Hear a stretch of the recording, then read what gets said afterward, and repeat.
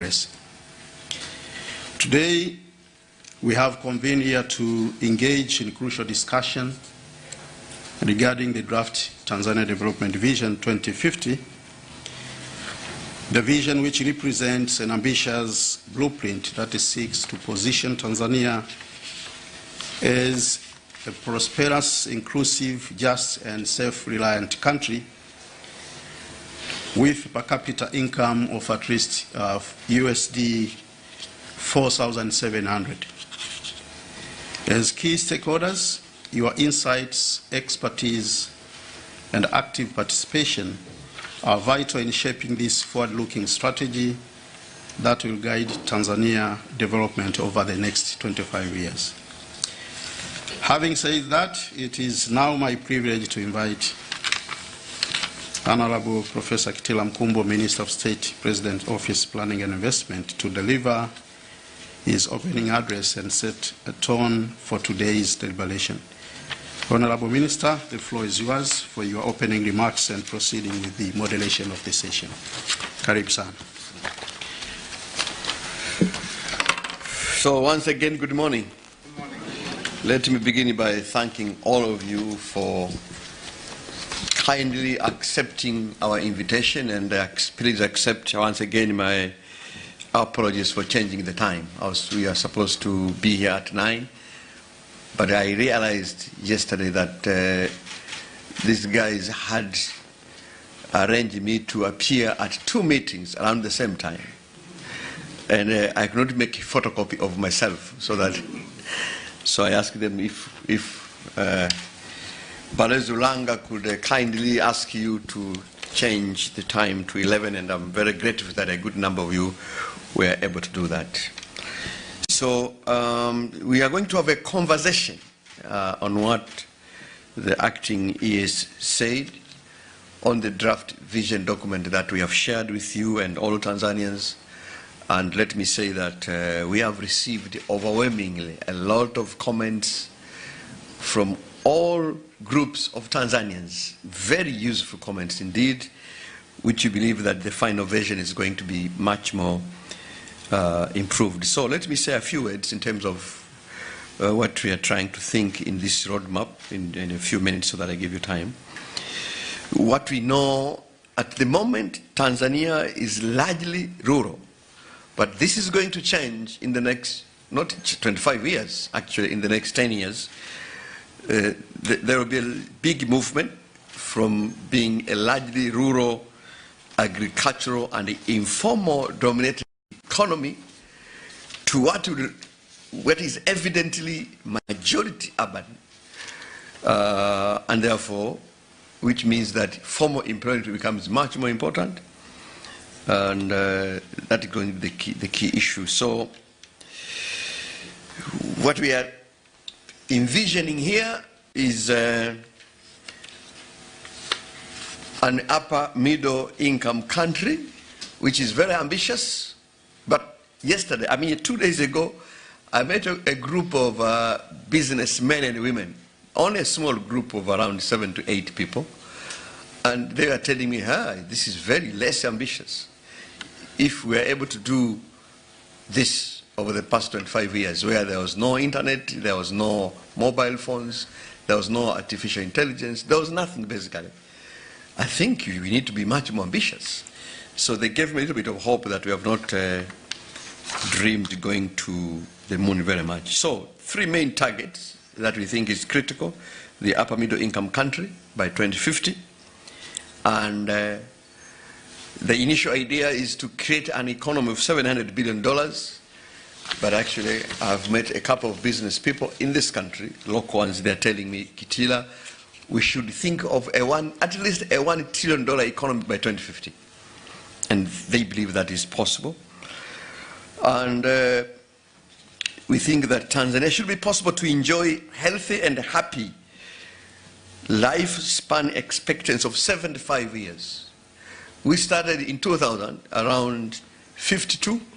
Now is 68 women and 64 men.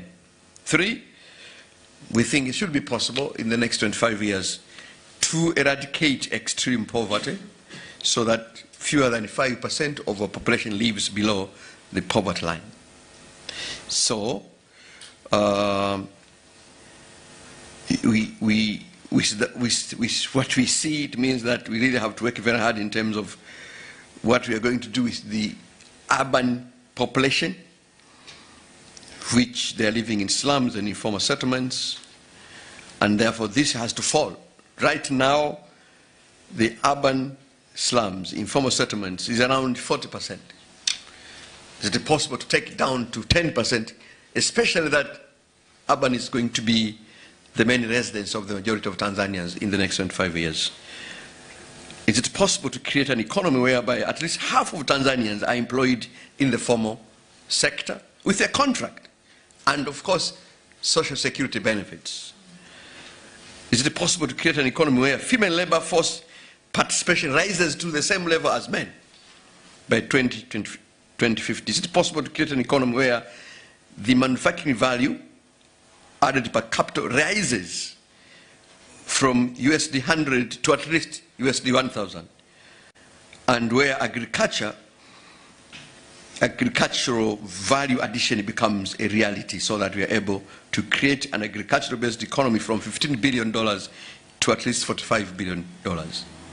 Is it possible to have an economy where Tanzania becomes energy efficient with per capita energy consumption of at least 600 kilowatts per hour from today's, which is less than 200? Where is it possible to have an economy where the percentage of young people raises, those that who are developmentally on track, we are able to raise from 47% of the current value to around 90%? And is it possible to create an economy where the mean years of schooling rises from the current 6 to at least 10?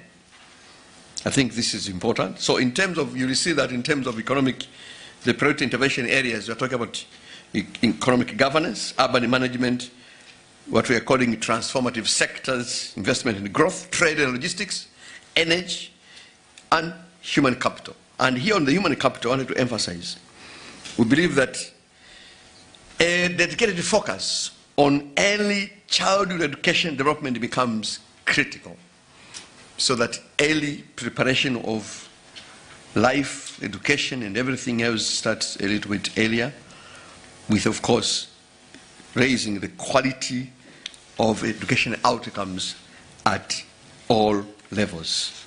And this is summarized in a figure that we shared with you. So these are some of the big things that we're trying to propose in the vision. We'll be very happy to receive your critical comments so that we can produce a roadmap. This is barely a roadmap which is going to govern the development plans for this country for the next 25 years. So I look forward to a productive engagement. Thank you very much.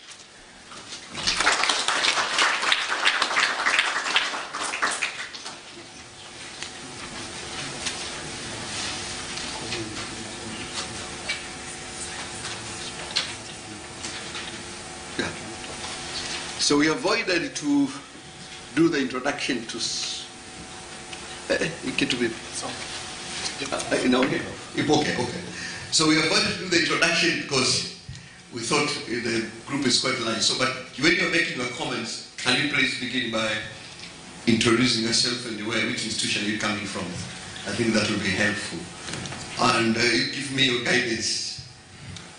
Do you have some prepared presentation per group, or we just go randomly, individual by individual? Do we have any pre-prepared kind of presentation? No, so we just go randomly then, group by group. So just raise up your hands. George, so karibuni sana for comments. I will begin in front and then we shall be going. I can assure that we have enough time. Everybody who wants to speak will be able to speak. No problem. Please. Thank you very much. And just to kick off the discussions, at least on the development partner side, I think we wanted to appreciate the opportunity for this consultation and really appreciate the process thus far that has really allowed partners to offer their insights. to Vision 2050.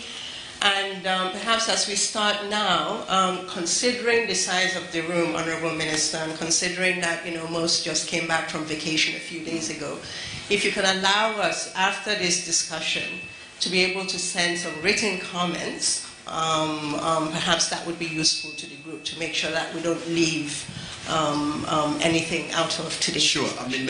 We have extended. Initially, we were to end this process on 18th of January, but we have extended it up to the first week of February. So we'll be able to. We shall be very happy to receive your written comments. Wonderful. Yeah. Thanks for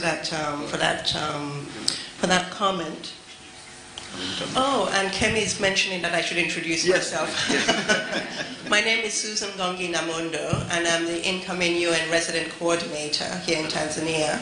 And I'm in this meeting as one of the co-chairs of the Development Partners Group. And the second co-chair will introduce herself. Perhaps just two other small comments before we go to the more substantive comments. I think one is just that I think we cannot have, this is the first time that I'm here, and I understand that to get us to this point, the former executive secretary really played an important role. And just to, on behalf of the entire family, to express our heartfelt condolences. We really recognize the contributions he made. And looking ahead, Honorable Minister, you mentioned this while still open for comments as a roadmap to guide, and really looking forward to the next steps that we will really tease out the operationalization of this document and making sure that we put in place all that is necessary plan-wise, etc., to ensure that we achieve the vision come 25 years, and who knows, exceed the achievement of the vision, because we have so much more available to us today that we did not have previously. So I'll leave it at that, Maz. Would you like to come in? Sure. Asante sana. Naitwa Max Gaynor, ni naibu balozi katika balozi wa Ireland. So I'm also the other co-chair of the Development Partners Group. And yes, also thanks for the opportunity. There's a lot of experts in the room, so I won't get into specific, but just to say we found the document really excellent, like a really good document, very thoughtful, some very frank assessments in some areas that are very welcome, and the strong focus on inclusion and resilience and sustainability.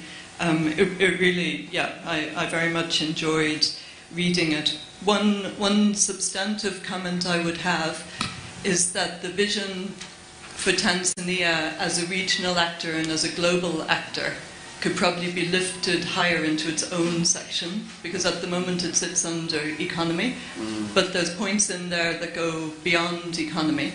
So I thought that would benefit. And there's many aspects within trade. The opportunities for regional trade could probably be emphasized a little bit more. And then just, it's difficult in this document, but maybe in the next, in the long-term perspective plan, just to consider whether there might be some tensions within some of the objectives and how they might be resolved as we go forward, so that the 5-year development plans can really take into account some of the risks or trade-offs of all the different objectives. So, mining with sustainability and natural resources, or some of the land issues, or the points on what they were called. What were the two terms? There was a term on self-reliance, a self-reliant country, and there was another one, a national ethos. And maybe just to unpack what they mean, and then, are there tensions between that and being a member of a regional group, or between the national ethos and some of the points on inclusion? So I will stop there, because there are many brilliant brains in the group, but asante-san. Thank you.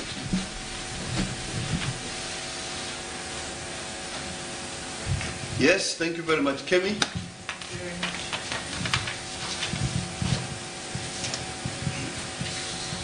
Thank you, Honourable Minister. Happy New Year to all members of the High Table. My name is Kemi Williams. I'm Deputy High Commissioner and Head of Development Cooperation at the British High Commission. So a few comments from us, very much in keeping with those already made, actually. First of all, just to welcome the focus on 3 overarching themes, pillars. It's very well structured, very well prioritised, and we especially welcome the inclusion of climate change. Really also great to see that lessons learned from 2025 are reflected in 2050 and very much sort of building on the excellent progress that was made in the last 25 years. Also good to see the recognition of challenges as well as opportunities, challenges including population growth, urbanisation, geopolitical uncertainty, but also which shows that it's underpinned by excellent analysis. I think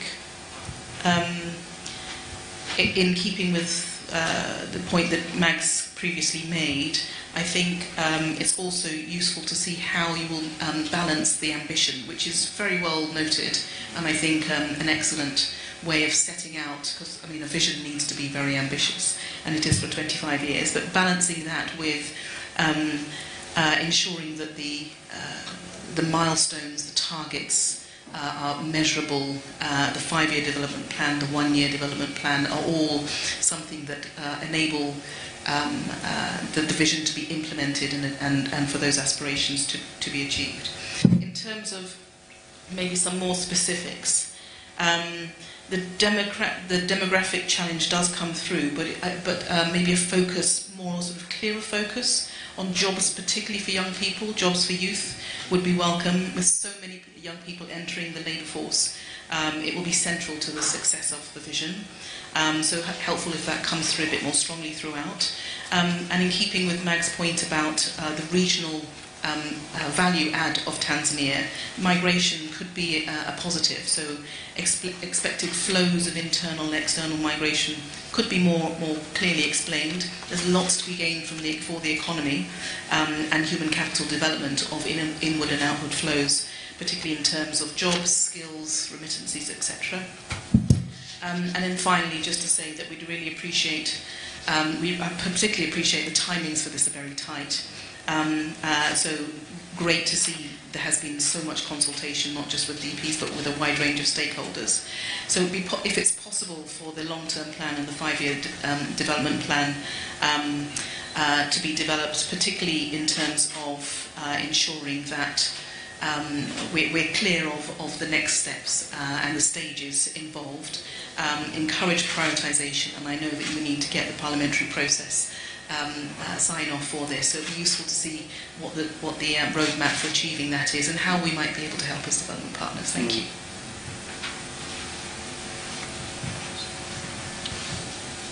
Thank you. So we'll move to the next step, please. Hello, good morning, Honourable Minister and all protocol observed.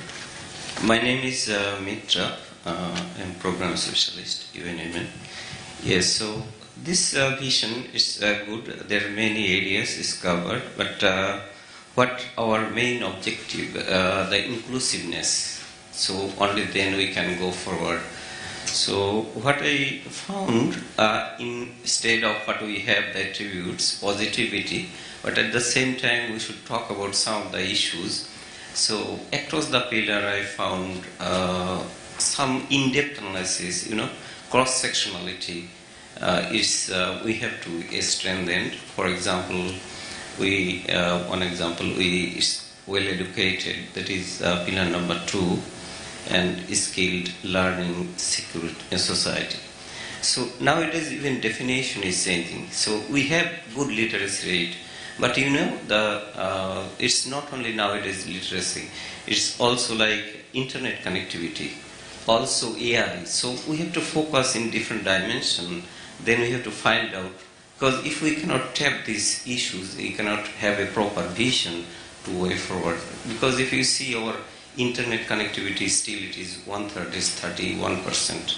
So this way, and we can little bit tap some areas like rural areas. So because they are how we can ensure they should contribute in our development process. And also what I found little bit more about gender analysis, because our population more than 50% are women, so somewhere we should have at least a little bit about gender analysis. And also what I found, because nowadays evidence-based policy we are talking, so we have to use more data. And what our experience, all the policy documents what we are preparing, like PNR, gender policy, we found when we are going to analyze the data, there is lack of data is there, but it's not presented in it. So somewhere in development and research, we should focus how to ensure that proper evidence is there. So when you are pointing some comment that we are good, then at least some places. And we are looking forward when we see the KPI, key performance indicator. We are happy to be part of the process, and that is one of the critical areas, how we monitor the indicators. So something we have to ensure that it should be disaggregated and monitored in a proper way. Thank you. Thank you very much. Karibu. Good afternoon. Mr. Minister, thank you so much for offering this opportunity. My name is Craig Hart with USAID. This is a great, wonderful, inspiring vision, so much so that I have put it on my calendar to return to Tanzania in 25 years. Because this is going to be a great place, even more great. So thank you so much for the inspiration. I think you've got a lot of wonderful and aggressive targets here. I think per Mag's point in terms of being frank on things, it is inspiring as well. So each time when you all have provided in this document a reference to GBV and the figures, a reference to how many women are parliamentarians, those are the things that actually give just as much inspiration as do the targets that are being referenced. And so I really appreciate those inclusive numbers and those data points, because they illustrate also, I think, priorities. And so much in that same way, I think utilizing and enhancing the document would entail increasing the number of those data points. When it comes to private sector, I think that would be a wonderful time to put that out there, because the document clearly states where Tanzania wants to be in 2050 in terms of the top 3 of enabling environment. It would be great to actually acknowledge where we stand now. Much the same is in terms of the issue of good governance and other issues throughout the documents. I think that would really inspire even more so than sometimes the ultimate vision that is inspiring. But putting those two things together would both indicate a prioritization, but also a very clear frankness that I think is really refreshing. So thank you for that.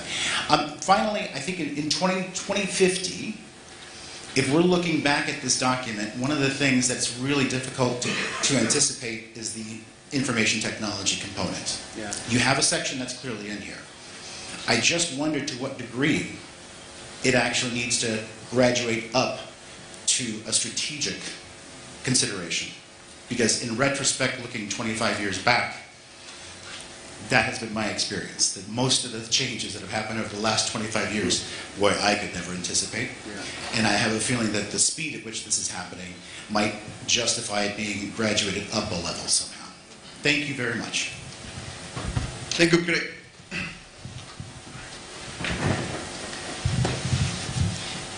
How that the microphone is on this table, yes, just with my copy. Thank you very much, Honorable Minister, and let me also add my voice to congratulate the drafting team and your office for this well thought through draft Vision 2050.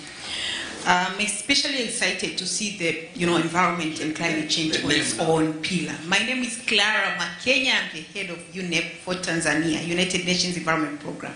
Thank you. So that explains why I'm excited to see environment and climate integrity on its own pillar.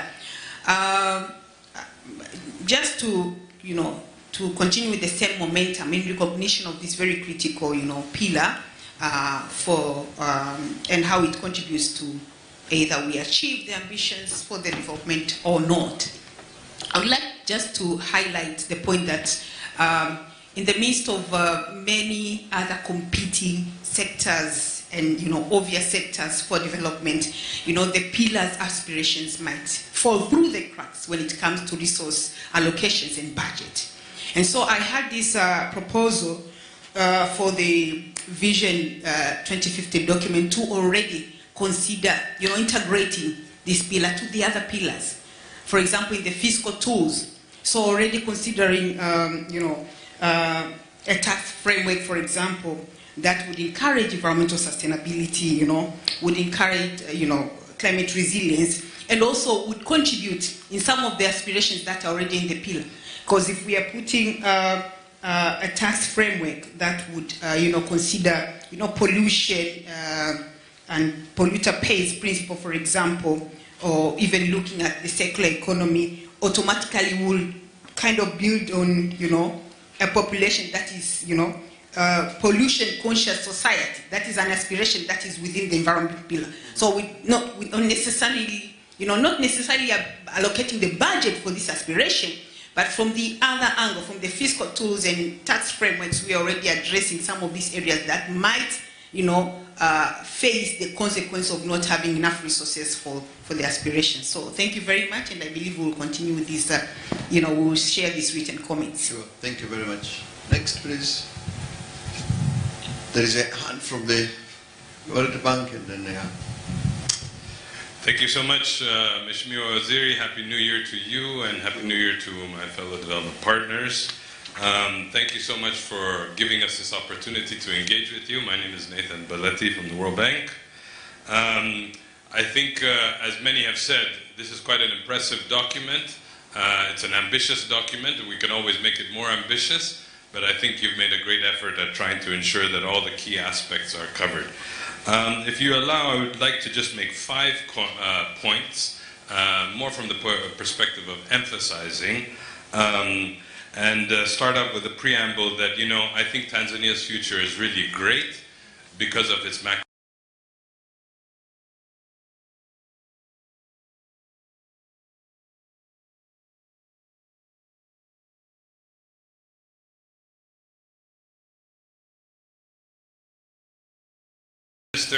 I think an emphasis on the quality of education and the important role that will have fundamentally in transforming the economy is super important. The third point is on social protection. I think the ability of a country to really grow in an inclusive manner is directly linked to how social protection is really covered. And as you know, many of us are quite actively involved with you on this, but I think the sustainability of financing for social protection is a real concern, and I know one concern of the government, so just wanted to highlight that. The fourth is on climate change. We commend you for the efforts that you've made on trying to integrate this. I think one thing that we would emphasize is that there approach on this.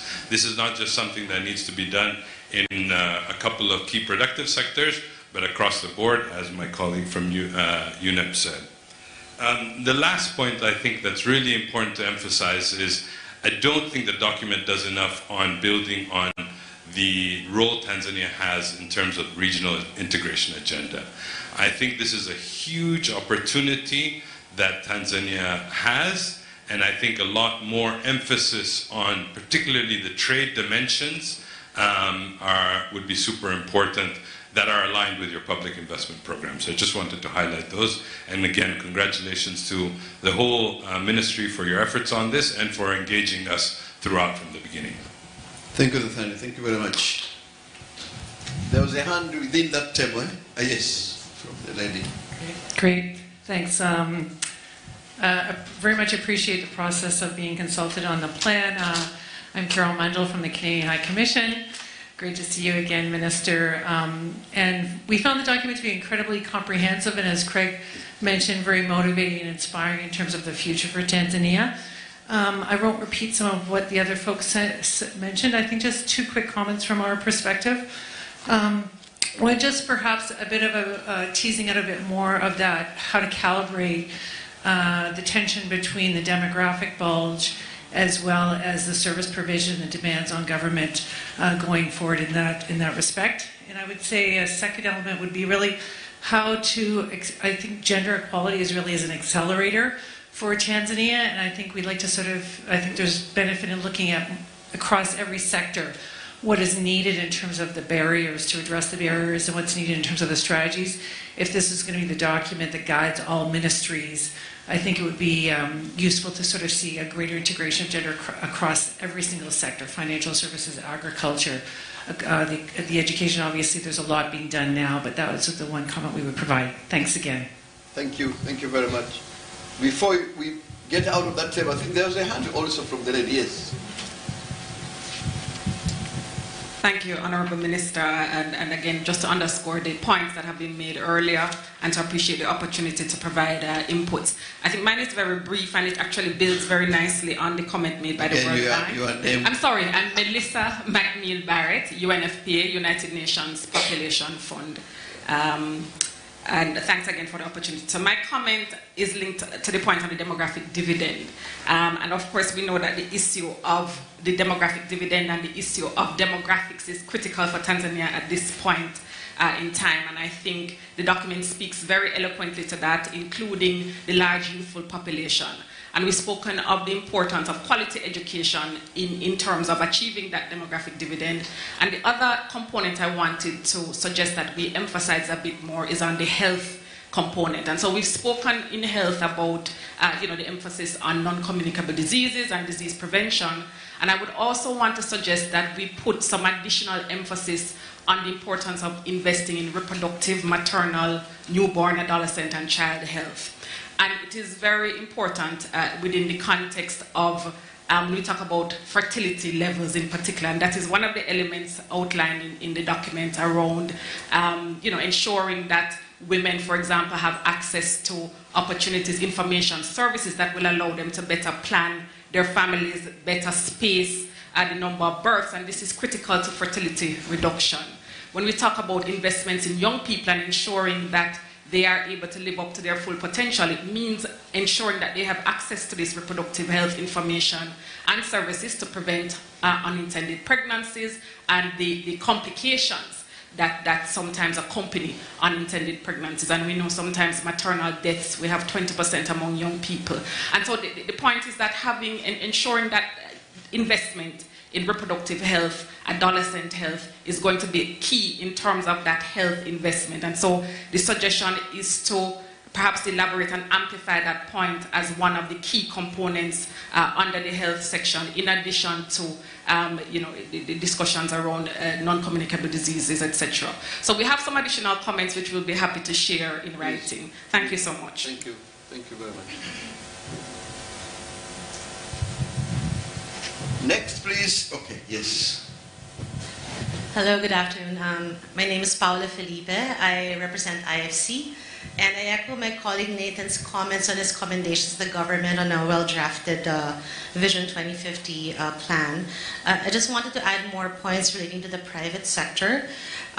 We wanted to emphasize the need to support continued access to finance through partnerships with financial institutions, and seeing that the financial sector is a channel to the economy. And so through partnerships with key financial institutions, we can continue to develop innovative and appropriate products to reach underserved segments such as SMEs, such as the agri sector, the rural sector, and also promoting climate finance.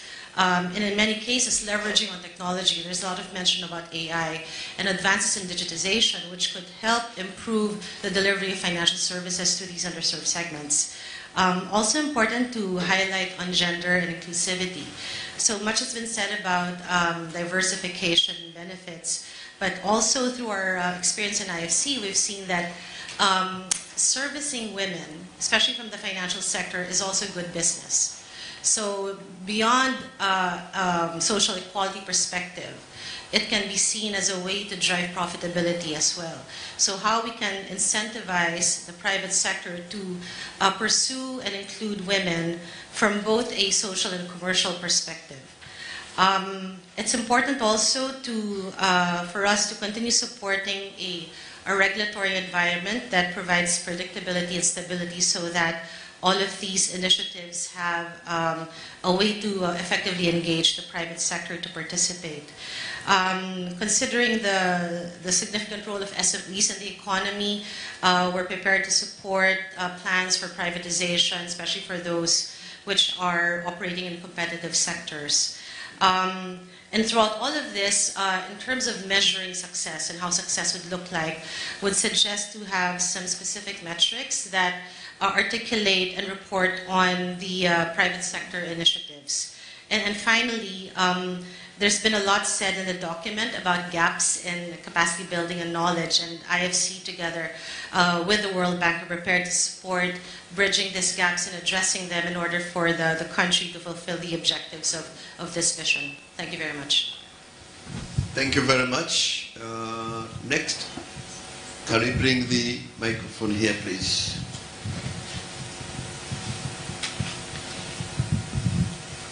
Good afternoon. My name is Hitoshi Ara from JICA, Chief Representative. And at first, I'd like to also show my respect for Planning Commission work for preparing the document. And my comment is that at Pillar 1, so I'm very impressed that you are talking about the importance of the business environment and investment climate. And I'm also very, very impressed by your selection of the transformative sectors. And, but this is my impression. When we read through the content of the strategy of the transformative sectors, it is still some kind of, my impression is that the government initiative. And I think it is very important in each sector development to think about how you utilize private sectors and how you develop the environment so that every private sector can work effectively and efficiently. Thank you very much. This is my comment. Thank you. Thank you very much.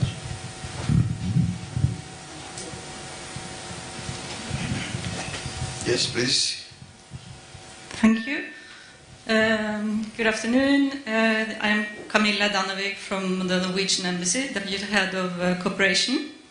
We also thank you for this opportunity to consult, to have this consultancy. Sorry. This meeting for consultations. No, I'm sorry, but I will of course repeat a little bit what some of my colleagues here have said, but these are the priorities that we want to mention now, but we also appreciate the opportunity to give some more input, written input later. We welcome this, the ambition and direction of the Tanzania 2050 development vision. It aims to continue the high economic growth while striving to make it more inclusive and sustainable, thereby securing a prosperous future when no one is left behind. In this, we would like to highlight 3 areas. First, we believe that the role of the private sector, trade and regional integration is crucial for job creation and raise domestic revenue and industrialize for a higher value added and surplus for Tanzania and partners. And for Tanzania to achieve its ambitious target of increasing economy to $700 billion, it will be key to move ahead swiftly with strategic investments projects, such as, for instance, the liquefied natural gas project, to enable a higher economic growth and growing domestic resource mobilization. Secondly, climate change resilience will be key to reach the vision's 2050 targets. Scaling up sustainable practices through clean cooking, renewable energy, and together with climate-smart agriculture and commodity compacts should be part of the solution. And third and last, we encourage Tanzania to increase its investment in human capital, including strategic actions within family planning, education, health, and social protection to reduce the dependency ratio and react to the demographic dividend in an effective manner. Norway and Tanzania have been good partners since independence, and we look forward to continue this partnership as Tanzania continues the exciting journey outlined in this Vision 2050. Thank you very much. Thank you very much. Yes, please, go ahead. So the microphone stays around here. Yeah. Honourable Minister, it's a pleasure. It's a pleasure also joining colleagues in really commending you for the effort that you have done with this document. I think it's really ticks most boxes that you would expect to see. So in that sense, really, really happy to see that product. I'm not like Craig. I'm not sure I'm going to come back in 25 years. I hope to come back earlier to see what's going on. But the thing is that honestly, the document is very good, and I don't want to insist in repeating a lot of things which I could subscribe to already. But I would like to insist on two. I think the first one is the one you mentioned. Asking your name. Oh, I'm sorry. Yes, of course. My name is Holger Tausch. I'm the Deputy Head of Mission and Head of Cooperation for Switzerland. Sorry for that. Yes, and I just wanted to insist that I think the regional role of Tanzania, sort of as a whole, I mean, building really on the demographic dividend that you have, is going to be probably more important than perhaps is written today in this vision. I think that's something to be thought of perhaps a bit further down the road. And the other thing I think you also insisted, while it then gets into the implementation of this vision and the different steps and different plans that you have in mind, you mentioned very strongly the evidence-based part, and I think that's something our community certainly adheres to very strongly. And I think that's something that really should guide us also as we move forward. And the question here that I have, and maybe that's not necessarily an answer required at this stage, is how are you going to do this? What's the roadmap? And I think it was already asked by other colleagues. What's the roadmap for these different plans to come aboard? And how do you intend to build the baselines that you need to measure what's happening on the ground? That's all. Thank you. Thank you very much.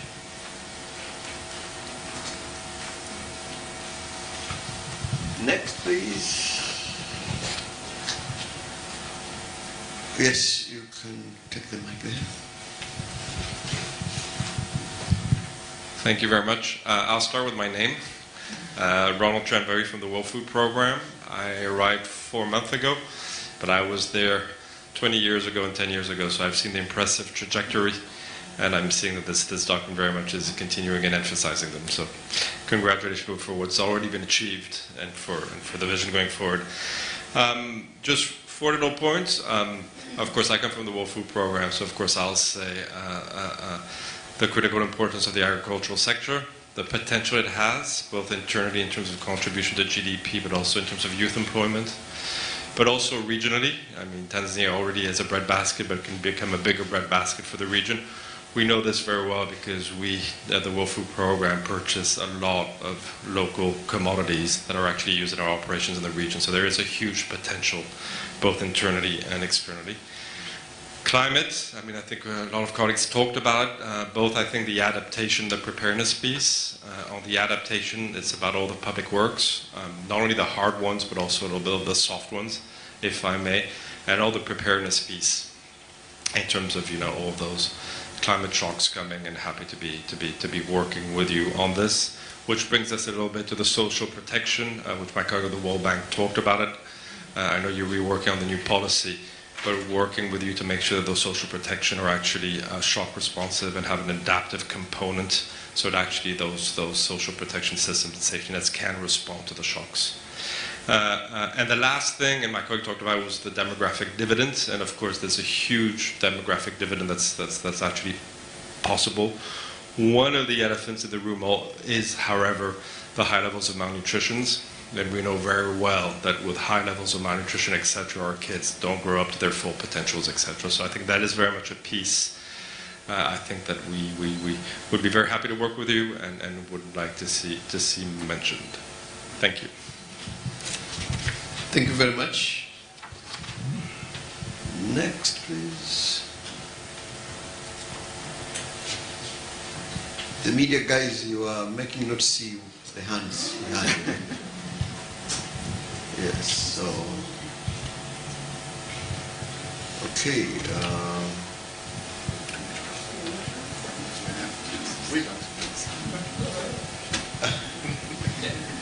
Yes, please. Bring the mic. Okay. I'm looking, we're no longer at good morning, so good afternoon, Honorable Minister and colleagues. My name is Elke Wish, I'm the UNICEF representative to Tanzania, and want to echo all my colleagues in congratulating the government for a well-developed document and a very strategic and very ambitious vision. and please continue to count on all of our support, of course, to move this forward. So let me preface the comments by saying that, of course, Tanzania has made remarkable progress in terms of many of the child development indicators, so congratulations for that. We would hope to see this vision contribute to continued progress on child survival, obviously. I think it was already referenced, and we see this well, of course, articulated in the health focus. It would be critical, and my colleague from WFP highlighted that we also emphasize a bit more in both the health elements as well as under the early childhood component, the importance of nutrition. It is referenced, of course, in terms of access to nutritious food, but as we know, for children, it's not only about access, it's about actually making sure that they consume it.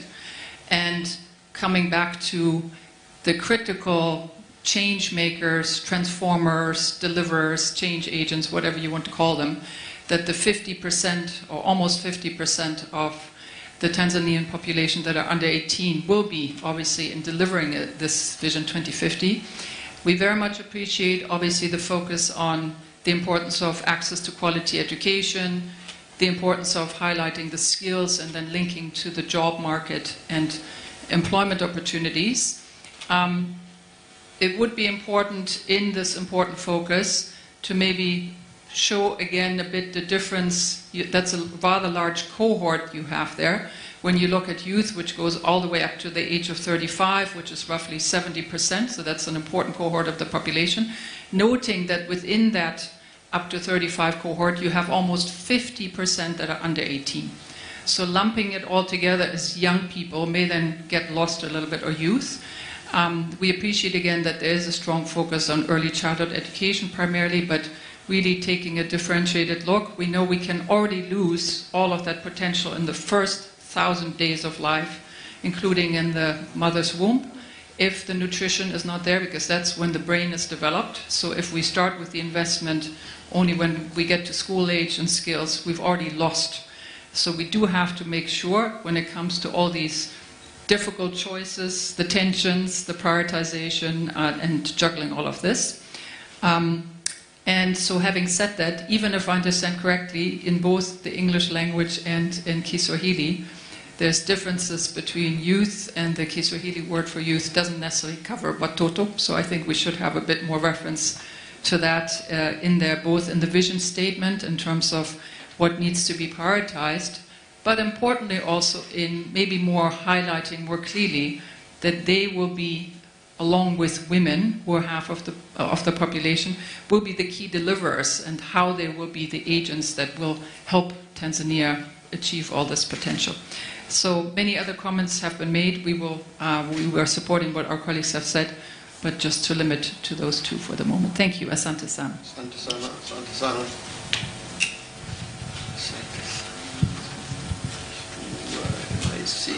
Good afternoon, Honorable Minister. My name is Johan Lehtinen. I'm from the Embassy of Finland. And also, I would like to thank you for this occasion, and also to congratulate the National Planning Commission and the Government of Tanzania for this excellent draft vision. And I risk repeating some of the things that have been said already, but I wish to emphasize or to repeat that this plan, in our view, is ambitious, it's well justified, and it's very honest in its analysis and very balanced. Especially we would like to commend the way the vision addresses the questions related to inclusivity, gender equality, and the growing inequalities in the society. And we think that the vision provides an excellent basis for strong development in Tanzania. The key question really will be that how to put this vision in practice, that how to turn the aspirations into concrete action. And also the question on how to guarantee the strong commitment of all the stakeholders to this vision. As a more detailed comment, it would be very good to see in the next steps, especially as part of the good governance section, the fight against corruption being unpacked a bit more in the document. the corruption as a challenge. It's also lacking in the analysis in the chapter concerning the business, the enabling business and investment environment. But we think that the vision provides an excellent basis for partnerships as well, and we are very, very happy and honored to continue as strong partners with Tanzania as Finland. Thank you. Thank you very much. Thank you very much. I think this issue.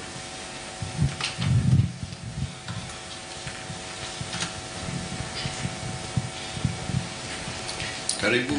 Thank you, Honorable Minister. Congratulations for this well-developed, well-written document. My name is Nyebeji Tipo. I'm the FAO representative here. I'm so, impressed to see that one of the sectors, transformative sector, is agriculture.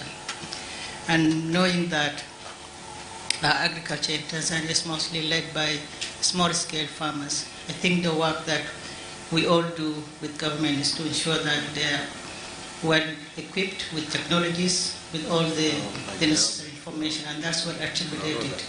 However, I also feel that looking at the private sector is very key to expand the work of agriculture if you want to meet the food self-sufficiency and to become the hub for food security in the region. A lot has been mentioned in the document, and including technologies, extension, and all that. But I would love to see more clarity on which technologies are being addressed. How can agriculture tap into the existing digital technology which is existing now and which is developing and evolving. I'm happy to see the land mapping in the targets, which includes the agriculture land, but it's important to also link it to the sector in more clear terms so that there is, the land is not compromised when you expand the agriculture sector. It's good to see. You mentioned that in the future we look at more urbanization and more migration, knowing that production is done at the rural level. What strategies is the vision looking at to reverse this or to at least limit the migration from rural areas to urban areas so that we can continue with productivity in the rural settings?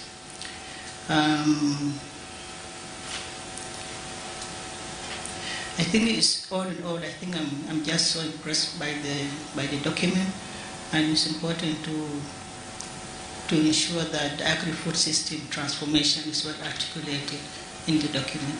Thank you. Asante sana.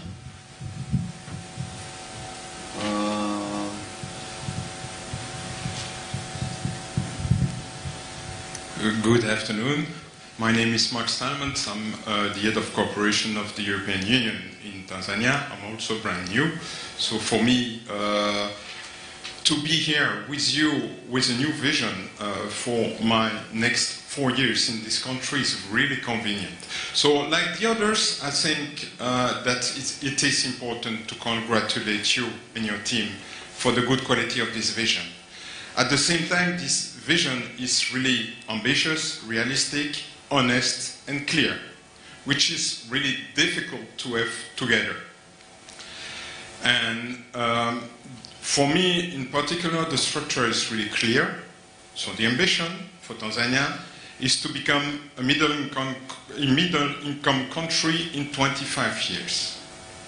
This is an economical target, but of course, with human being consequences. And to do so, you should multiply by 4 within 25 years the GDP per inhabitant, which is a huge challenge. Speaking about the challenges, I think that the vision is mentioning honestly all those challenges that are in the way for the next 25 years. I will just mention climate change, urbanization, demography, the role of women and youth also, and the importance of women and youth, and the importance of institutional strengthening in the country. And to reach the objective, I think that there is an obligation to open the natural resources of this country to external investors. And there is another obligation, of course, for the population, and to reach the target of multiplying by 4 the GDP per habitant, is to oblige those external investors to transform in this country. This being said, now to come to my suggestion remarks, it will be relating to Pillar 1 essentially. Maybe the vision on Pillar 1 is, should include also more strongly the necessity of transparency, accountability in the taxation reform. The vision should also, in my mind, encourage banks to adopt more risk, entrepreneurial risk for private investment in the future, being local or external. We should find a way also to reduce discretionary powers within the administration by automation, for example. There could be a more clear strategy on trade promotion. And finally, the necessary public reform could be also clarified, focusing on agility, accountability, and merit-based recruitment. Very last comment maybe on Pillar 3. Reading the document, women and youth are considered rather as passive victims than of the situation than really actors. And of course, it's not the case. It has been mentioned the importance of the youth and the importance of women, especially taking into account those important subjects as being the climate change, water resources, and land tenure. Thank you so much. Thank you very much. Hello, cooperation. You have come timely.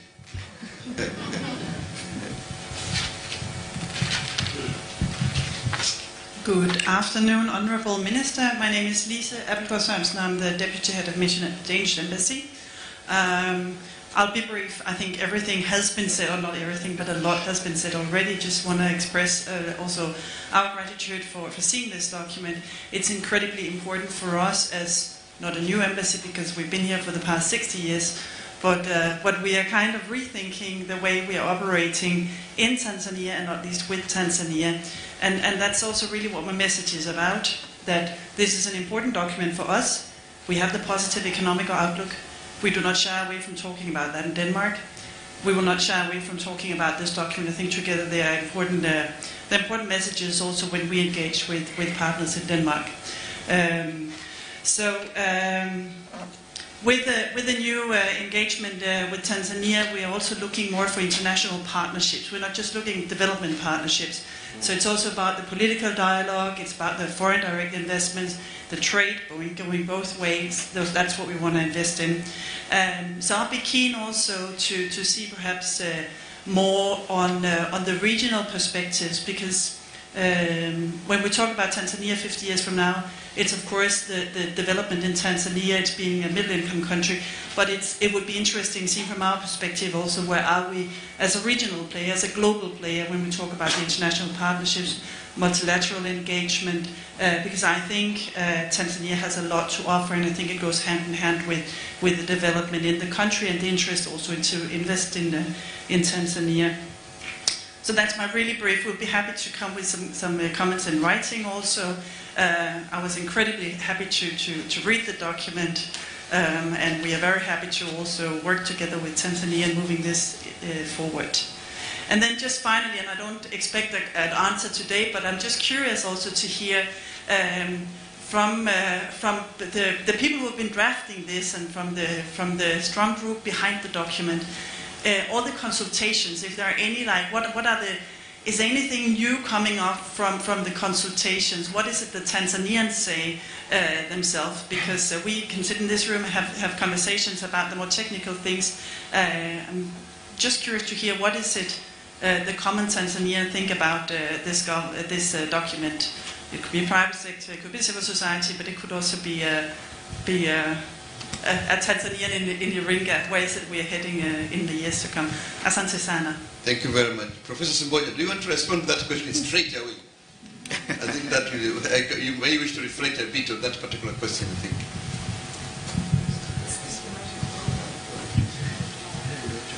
Yeah, we are currently doing validation, but let me start with how the process was. We actually, it has been a very consultative process through either telephones, either surveys, either household surveys, and so on and so forth. Consultations in, what do we call conferences, covering all groups in society. And basically, what is contained here is what Tanzanians said. Of course, we do analysis of what they say, but basically it's Tanzanians saying this is what we want. This is including actually what we call foundation is what Tanzanians wanted to be foundation. What we call pillars is what Tanzanians wanted to be pillars, and so on and so forth. So now after the draft has been basically made, we're doing validation. Does this reflect what you say? And so what we're doing today is what we have been actually doing since the document was launched in Zanzibar. Was it a month ago? So we are in this process going back to basically the same Tanzanians and asking them, is this reflecting what you told us? And what you are saying is basically what they are saying. And they certainly they are picking one or two things that need to be either included, but generally quite happy with the document so far. And we're very happy that we don't have to go back to the drawing board. I hope this is enough. Yes. So I think that is how it is. I think just adding a sentence there by saying that I think Tanzanians are very optimistic of their country. They are very optimistic. This is what we gather when we go around. Compared to even when I read comments from other countries, how they view their own country, I think Tanzanians are much more, actually far more optimistic about their country. The second thing is that they see the country as having far more bigger potential than what we have been able to do. I think that we can do far more better. This is what is really coming out from what we hear, and especially from young people. I think this is particularly the case, which is very encouraging. I think they are very optimistic, they are very energetic. I think they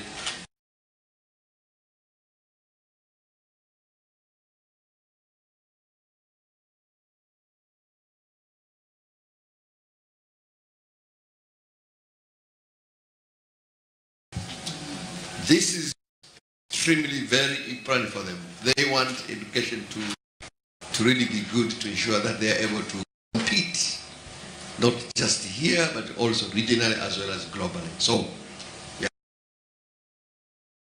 Other comments, please? Come on, there is a hand here, please.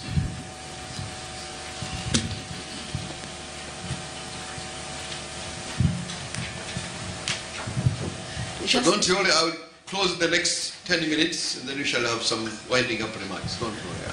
So just a suggestion, Honorable Minister, if no further substantive comments, perhaps we could talk about timelines for comments when it will be most useful to receive them by, And I know you touched briefly about the operationalization process. What next? So if you could spend a few minutes on that, I think it would be useful. Maybe I just go through that. I wanted to say that at the last, but let me say it. So as this process is going on, first of all, we have learned in the previous vision. What happened in the current vision is that we produced the vision in 2000. This is when we started implementing.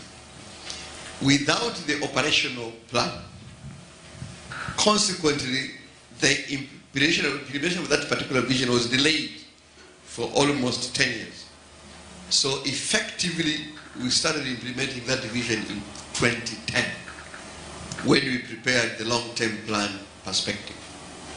So what we have done now, as immediately as the document was launched on 11th of last month and last year, what we did was to also launch at the same time a parallel team to begin preparing the long-term plan perspective. So as we speak, there is a very big team from different sectors, from the government and the private sector, working, local and international, working on the long-term perspective plan.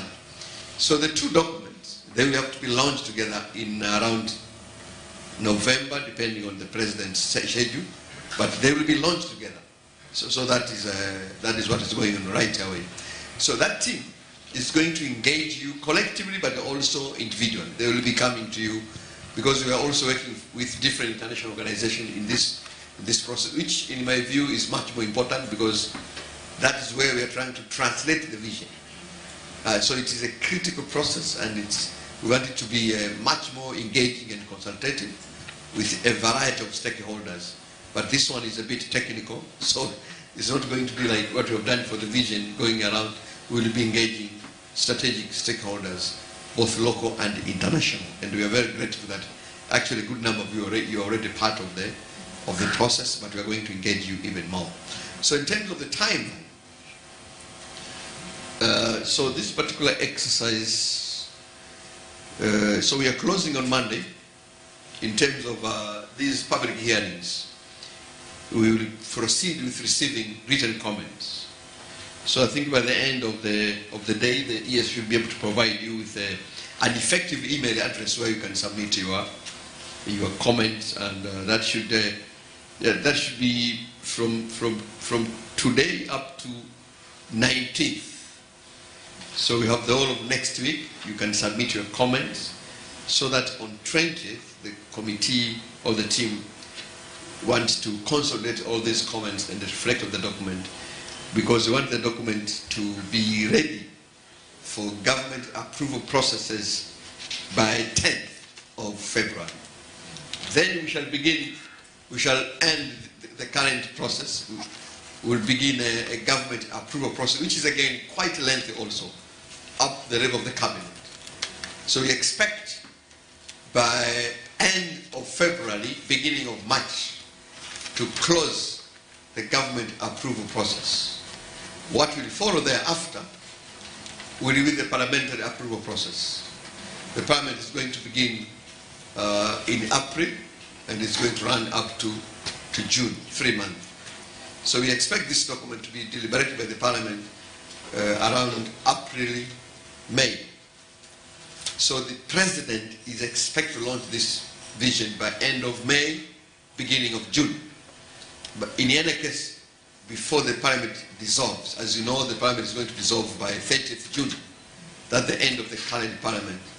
And I want to ensure that, God willing, this exercise ends before I go to seek my re-election in my constituency. Which is this one where I'm seated. This is my constituency. So that is the timeline we have. A bit really very tight, but we are very thankful that so far we have been able to move within the schedule, and we hope that the remaining parts are we shall be able to meet the deadlines we have. I'm very grateful for the team.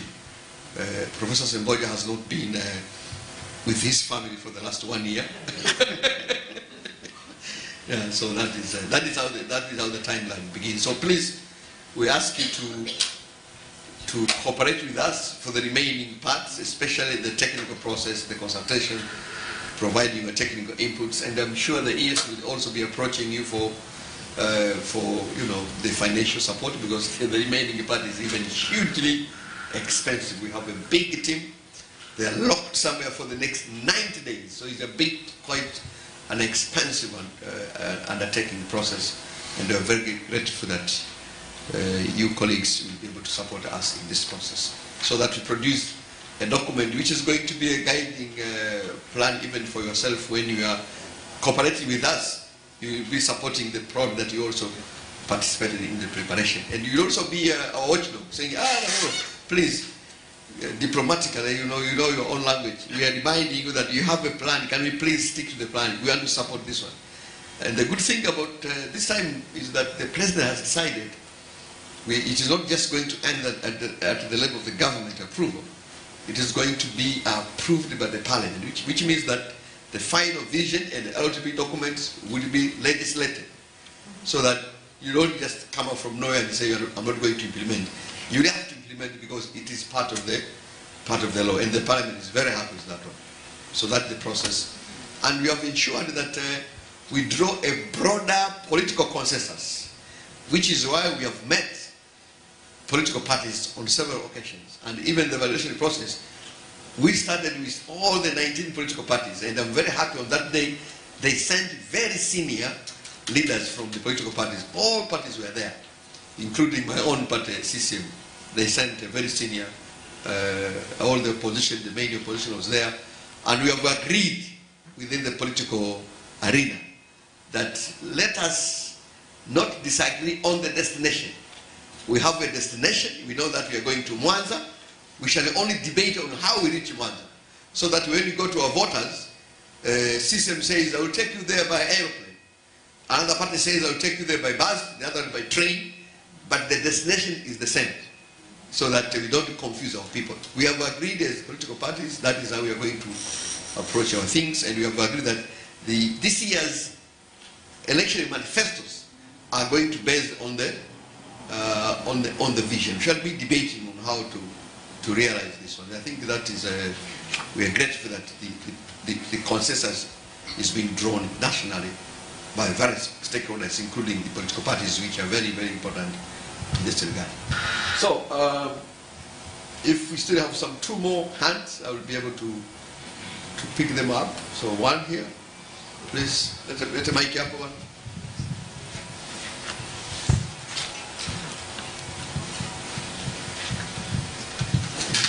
Thank you. Sorry for coming back in again, but I just wanted to mention one point that I think hasn't come up so far, but it links to Jaika's point, that under the implementation section I found really excellent text about the delineation of the roles between government and private sector.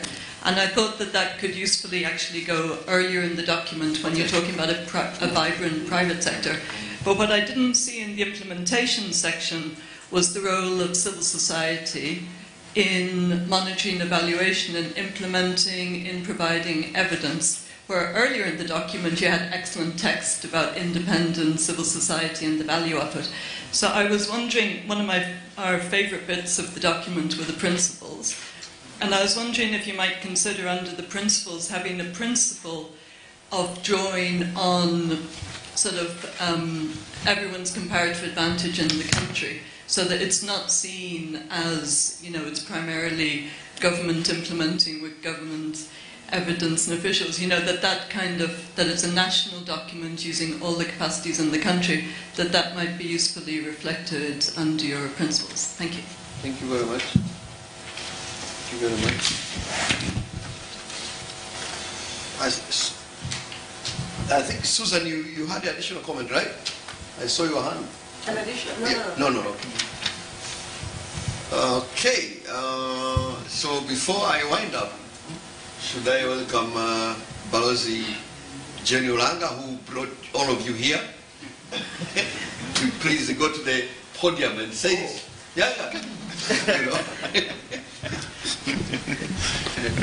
Asante, Mheshimiwa Waziri. I thought I'm just appearing for the pictures out there. I was not. So I think first I should really commend and appreciate the work of the National Planning Commission, first by preparing such an excellent document. Otherwise, this meeting would have been probably trashing the document if it was not as good. So really I want to appreciate, but also for collaborating with us to bringing you here.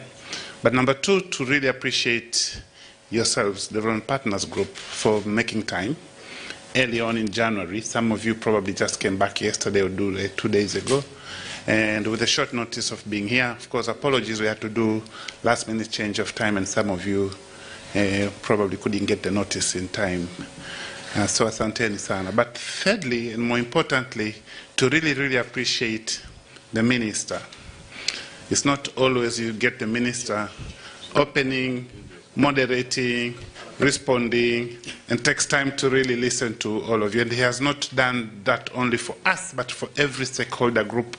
He was saying this morning there's also a parallel session going for civil society, and he was saying, I really wish I could also be there. And he was asking, has it ended or is it still going on? Like you could see in him and feel like maybe from here would run into the civil society. So in exercises like this high-level commitment and political commitment of the minister is quite important. So I really want us to really appreciate the minister for the role and his openness to really engage with us, not only this morning, this afternoon, but also in the coming weeks and months. So now, but tumshukuru, you should really, really appreciate the role of the minister. I think, otherwise, looking forward to getting your inputs within the next 1 week. Please feel free to either coordinate directly with the acting executive secretary, or if you want, and I'm sure he will provide his details, and anything that we can do as foreign affairs to support your work, let us know. Asante sana. So, acting is.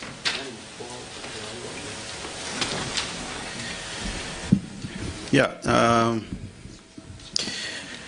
I think I don't have much to say, just to thank you for the contribution that you have done. I think you made us very comfortable, because at the beginning we were thinking what we are going to say, and as Balozi said, we were a bit worried maybe you are going to crash the document. But your comment, actually, they have confirmed what the citizens of this country are thinking. But you have given us additional information in terms of improving some of the sections. And you have also provided us with new inputs that are going to strengthen the document. So we are sure that when we start the implementation of the vision a year from now, it is going to be a smooth process. So I take this opportunity to thank you very much for that. You can submit your comments, written comments, through the email that we are using at the moment at the Planning Commission. So the general one is just write ES, the abbreviation of Executive Secretary. So es@planning.go.tz. es@planning.go.tz. So that is the general email. It will go straight to the Executive Secretary, who will forward the same to the team, which is drafting the vision. With those remarks, let me thank you again and welcome the Minister for closing remarks. Thank you very much.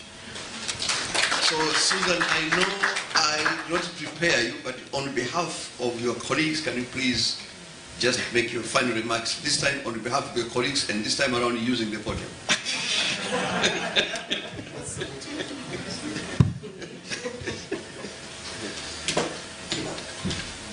Sort of hijacking you. No, thank you very much. Very effective ambush. But I think on behalf of all of my colleagues, as we said in the beginning, we truly appreciate this consultation. I think the comments were overwhelmingly in support of the solidity of the document. There were some comments, of course, of where we thought maybe you should consider some things improvement, but generally we all consider this document very solid. And also, I think we recognize, as you mentioned, the process, that this has really gone through an extensive consultation process. And so this is a document that truly can be a national document for the United Republic of Tanzania. So I think we're all looking forward to the next steps. We will endeavor to give you those comments, of course, in a week. So we will see how we do that and make sure that you do get them within the week. But most important, as you yourself said, is what happens a year from now, after the document is launched, and that operationalization. And you mentioned that there's a parallel process in place where you're looking at the operationalization, and that you will reach out to us as development partners to see how we feed into that. And I think we're all eagerly looking towards that, because that's really the meat in terms of how we make sure that we all get to Vision 2050. But congratulations. As you yourself have heard from all the colleagues here, congratulations really on the work that has been done to produce the draft that we do have, and all best wishes for the next steps. And we're all committed to supporting the government in our various capacities as best as we can for the achievement of that vision. Thank you. Thank you. You see how good these ambush speeches can be. So, I mean, just final thank yous to thank you very much once again for coming, but as the acting ES said, for your very kind comments on appreciating the document, but particularly much more importantly, on the additional comment that you made, on the areas that we can improve, and I want to promise you that we take those ones very seriously. I see, for example, the issue of demographic dividend probably is not coming out very strongly, and we shall consider that one very, very, very keenly, because to us that is critical given our demographic profile. But also I note very interestingly that we should not actually, I think this was coming from UNICEF, we cannot lump together this aspect of youthhood. I think the youth group is very big. We have to be very clear in terms of children and youth. I think that will help us a lot, because 76% of our people are below, I think, 35 years. But even within that, we can actually do a little bit of analysis there. I also appreciate very much the fact that on everything we say, data should be considered. I think, and we have plenty of data. We can use it in the document. Otherwise, I think the implementation is going to be key. It is one thing to have a good document, and I've had a couple of colleagues in Africa praising us. You Tanzanians are very good at producing very good documents. But your problem is not really having good plans. You have to implement. So that is going to be key, which is why I'm so keen to ensure that the operational document comes out as quickly as possible, because that is the one which is going to guide us. But within the National Planning Commission this time around, the President was very clear. She right away formed, as she established the Planning Commission, she also established 3 departments. One of them is exclusively responsible for monitoring and evaluation. Dr. Linda is here, and she's hearing you. She was part of the BRN team. She'll be the one to ensure that we implement what we have planned. I think this is going to be very key going forward. So otherwise, once again, thank you very much. I will also be very happy you have been given the email address. I will be very happy to see your comments even by myself. So my assistant will give you my business card. That email address is a very active one. I read every day in the morning before I start doing anything else. I will be very happy to see your comments to ensure that we follow them through. And I'm sure comments in the written form are going to be even much more, sharper and stronger, and they can help us to ensure that we produce a document that you will be happy to support us in its implementation. Asanteni sana, God bless you. Thank you.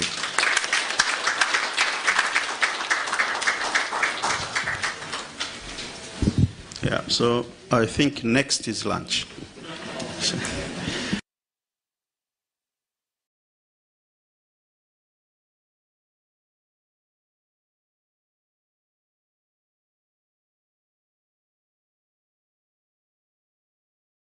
Let's start with the electricity crisis.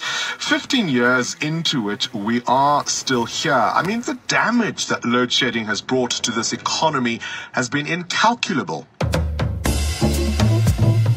There's no electricity. The robot is not working.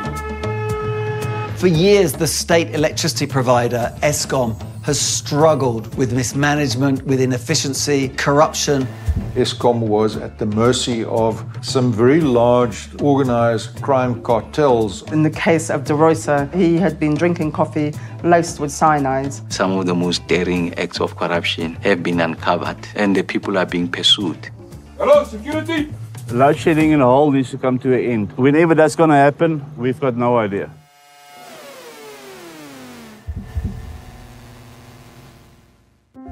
Eskom is the economic engine of South Africa.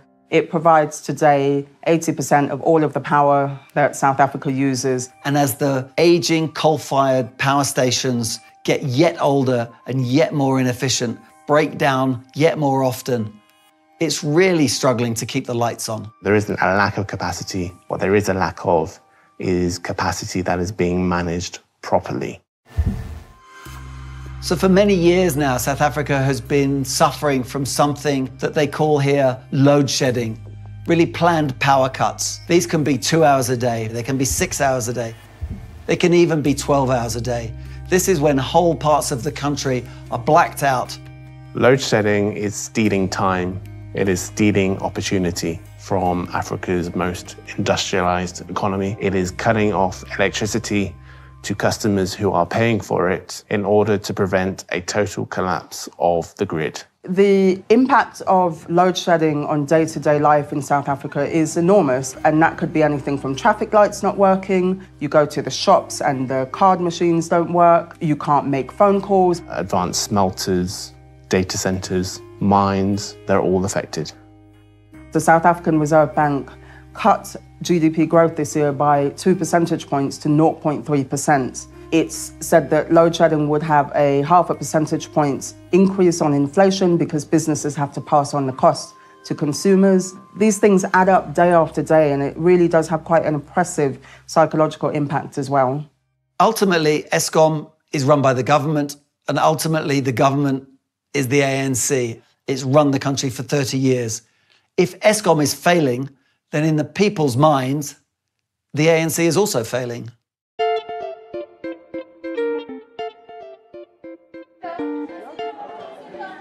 We're actually preparing the sheep tribe called muhodu, one of our famous dishes. You know, the struggles that we're experiencing here in South Africa, which is load shedding, you understand? That will be one of the topics when people just sitting there would talk about and how the country is being run.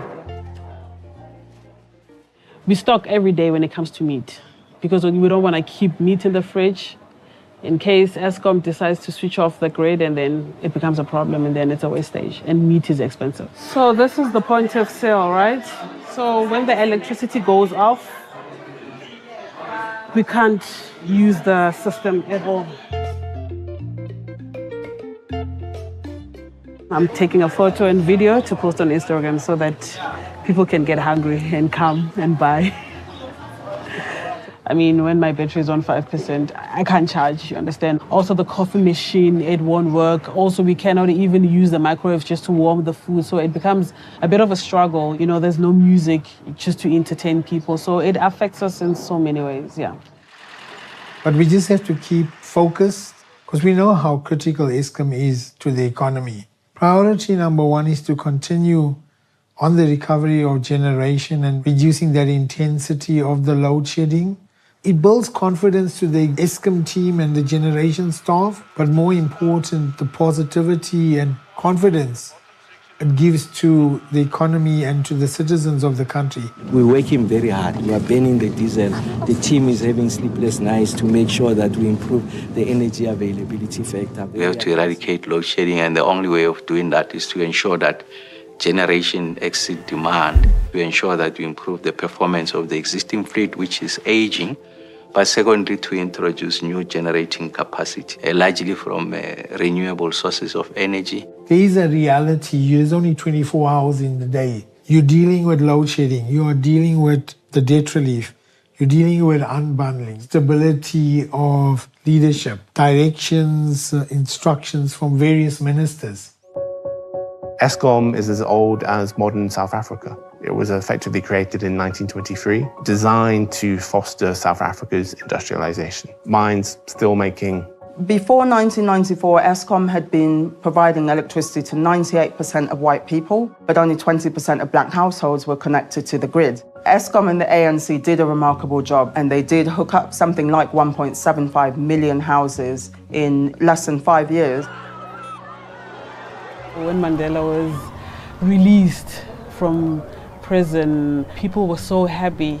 We had that thing that South Africa has a bright future. So into the 1990s, as democracy took hold, Eskom was still producing some of the world's cheapest electricity. But in this very monopolistic system, problems were emerging. As far back as 1998, a white paper had said Eskom was going to reach generation capacity by 2007, which it did. There were other spending priorities. There were huge social inequalities in South Africa that needed to be addressed. And pouring money into old power stations did not really seem the top priority. From 1988, the ANC considered, but also procrastinated over making Eskom and South Africa's energy supply more competitive. At the same time, there's a countervailing force within the ANC which looked at state companies as Eskom as primary drivers of the economy, and also the engines to create transformation, to increase black ownership. So by the mid-2000s, the government had come to the conclusion that yes, it did need new generation. And so it decided to build two massive new power stations, Medupi and Kusile. But from the outset, these contracts were hit by delays, overspend, corruption, and to this day, neither of those power stations has ever worked properly. Because of the ANC's socialist heritage, they were very strongly opposed to the idea that something as important as electricity should be farmed out to the private sector, which was one of the ways that electricity generation capacity could have been improved. And then you have the wreckage of the Zuma years, where the ANC became a sort of cash cow for corrupt politicians and allied businessmen who were connected to them. I've been vilified, alleged to be the king of corrupt people. The Zondo Commission was an inquiry into something that became known in South Africa as state capture. State institutions like Eskom were hollowed out. So in Eskom's case, somebody very close to Zuma was brought in to run the company, and contracts were parceled out to friends, colleagues, to people perhaps who had paid money to the ANC. And of course, that all impacted on the efficiency of Eskom, added to its debt, and worsened the gathering power crisis. The corruption was very much at the head, but obviously what the head does filters down. What the Zondo inquiry showed was that the rot was pretty much at every level. Maintenance at Eskom was neglected.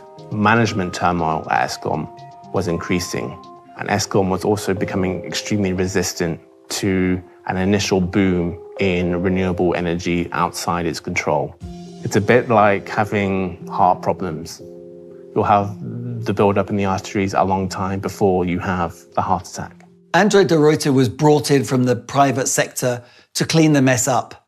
Andre de Ruyter's time at Eskom is in a way a cautionary tale about the competing strands of the energy crisis.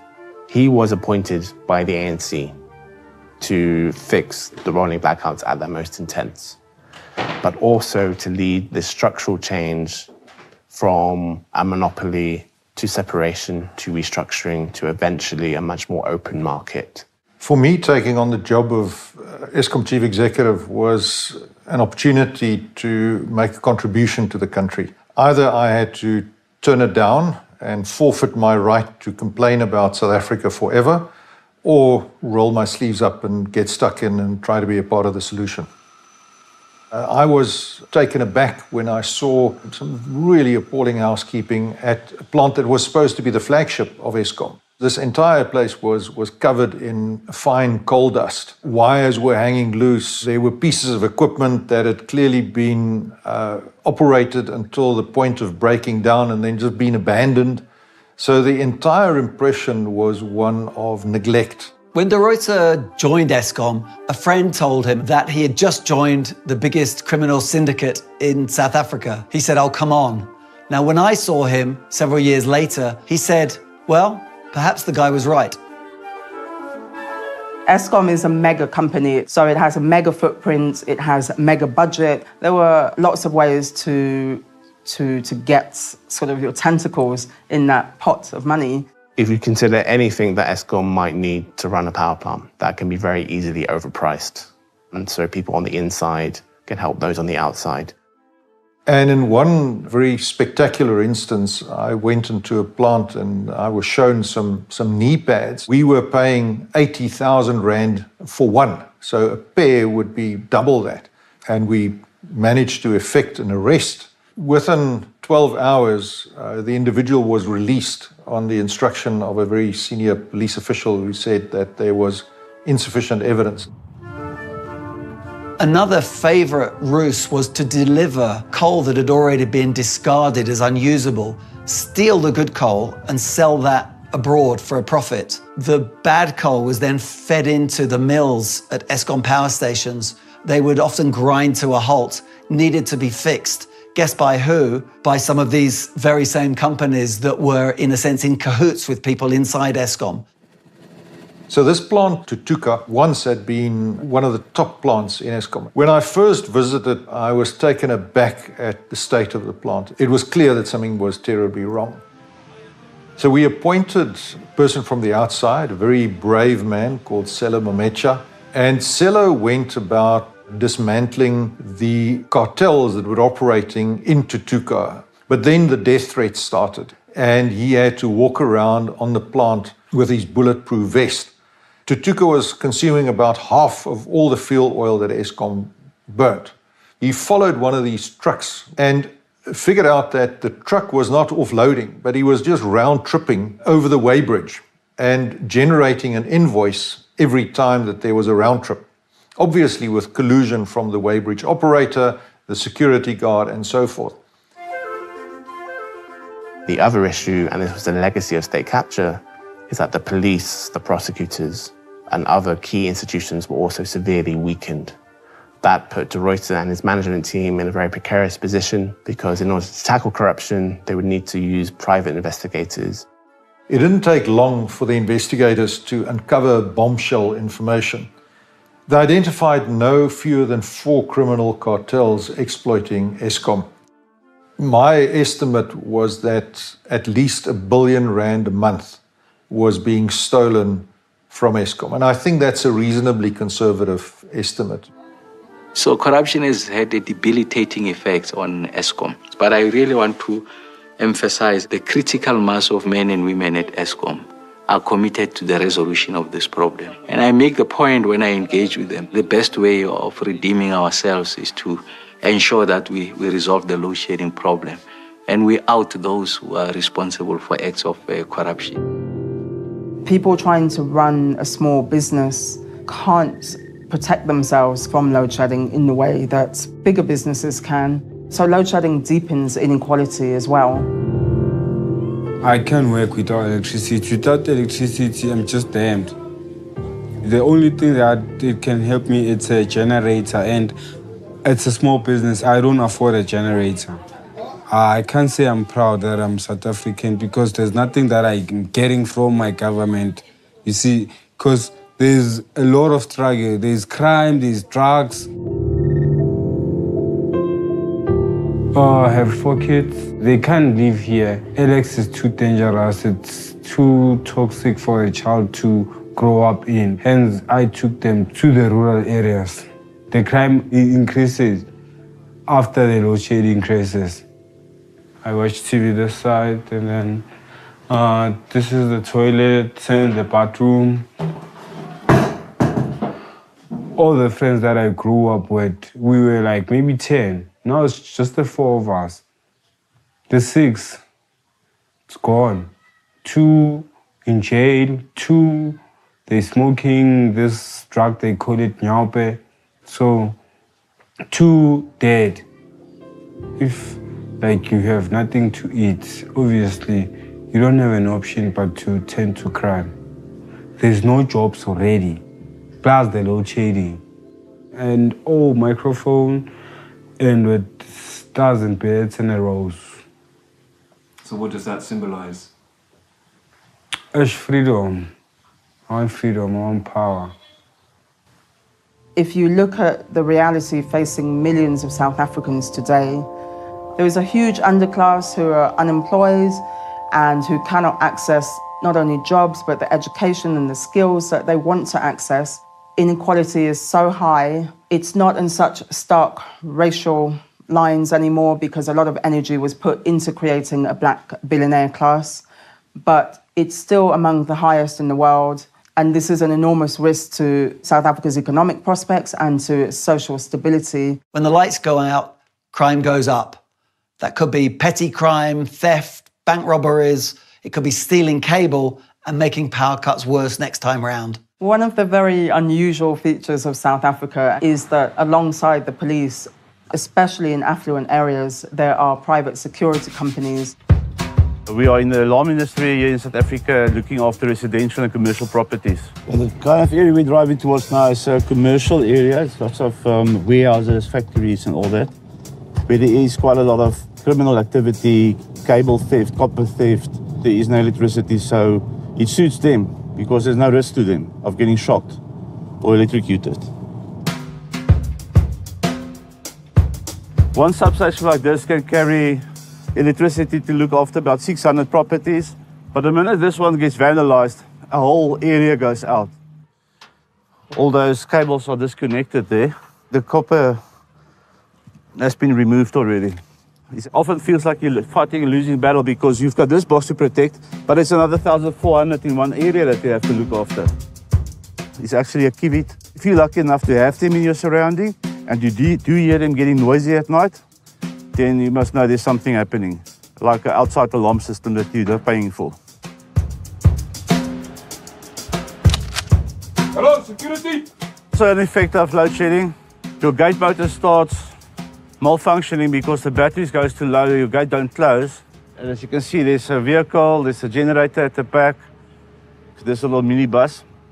That will be stolen in the I-wing. So I'm gonna start heading to the residential area where there's also load shedding and see what's happening that side.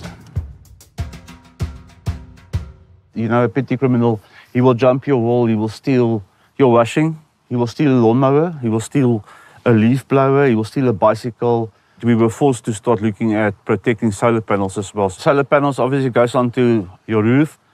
So now there's a market for that. There's actually syndicates targeting those houses. They will come, pretend to be subcontractors, pretend to be installers. If you find anybody in this industry that says he's doing this for salary, no, it's not, it's a passion. And you want to be out there looking after people, reaching out to people, and just make it easier for them on the end of the day. The government is the sole shareholder of Eskom. It appoints the board, it appoints the CEO. There has been continued political interference in the board and management of Eskom. Certain ministers were sort of bypassing the board and making unilateral decisions, sort of opening the door to dysfunction. So the board too has come and gone. There have been accusations of corruption, incompetence. So Eskom, by not attending to load shedding, is actively agitating for the overthrow of the state. So even before he resigned, De Ruyter had been accused of treason by South Africa's energy minister. This simply underlined how toxic political interference in the management of Eskom had become. They didn't like him calling the company a crime syndicate, nor did they like his emphasis on moving away from coal to renewable power. Eskom had a revolving door of CEOs. I know for a fact that many people have been offered the job as CEO of Eskom and have laughed. It's not particularly well paid. If you can't keep the lights on, you're hated, and your prospects of keeping the lights on are minimal. I mean, when you are facing a crisis of this nature, you need leadership, stability, and certainty. And I think it's regrettable that it took us over a year for us to find a replacement of a CEO at Eskom. Anyone taking this job knows it's going to be a pressure cooker. You could say a poisoned chalice. In the case of De Ruyter, it actually did end up being literally that. When I got to the office, the coffee machine had apparently broken, and some people were servicing this machine. I then eventually got served a cup of coffee that looked a bit off. The froth on top of the cappuccino wasn't quite as nice as it usually was. But apart from that, I noticed nothing strange. But then, after about 20 minutes, I was sitting with a colleague of mine, I became very confused. I was feeling very nauseous. I was sweating. My security detail rushed me off to the clinic where the doctor examined me, did all the usual checks. Then I asked the doctor to run a tox screen. It turned out that the cyanide levels in my blood were elevated. So I guess it was a very close shave, and some people were quite serious about getting rid of me, and happy to be here today. Is Eskom a feeding trough, if you like, for the ANC?